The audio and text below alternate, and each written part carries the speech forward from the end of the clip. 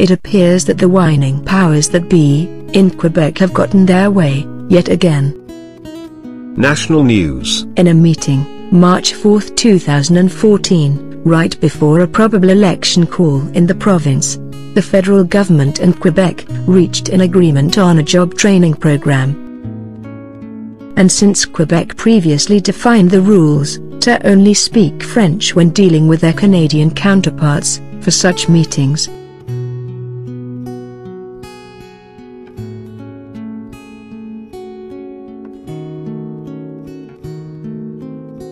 we must therefore assume this meeting between Federal Employment Minister Jason Kenney and Quebec Labour Minister Agnes Maltais, regarding whether Quebec was going to receive another $116 million from mostly English Canadian taxpayers, was indeed held in French only.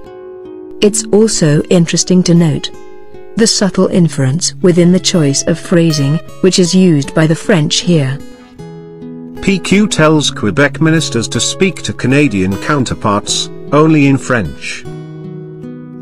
There is a subtle, but yet at the same time, not so subtle, point made, directly to your face, that there are two separate and distinct countries implied in their rhetoric. Then, after the meeting, Kenney told a news conference in Ottawa, the decision on the deal includes all the advice we received from employers and unions in Quebec. So, considering the public sector union is one of the largest and most influential unions in Quebec, we must assume, Mr. Kenney, that you received at least some advice from that union. A union, as you see here, represented by Lucy Martineau, which contends that bilingualism in the workplace is nothing but a nuisance. With a public sector union arguing bilingualism at work is a nuisance. Therefore, we ask, is it wise for the federal government to receive advice for a federally sponsored job training program from a group who openly professes that the English language is a nuisance in the workplace?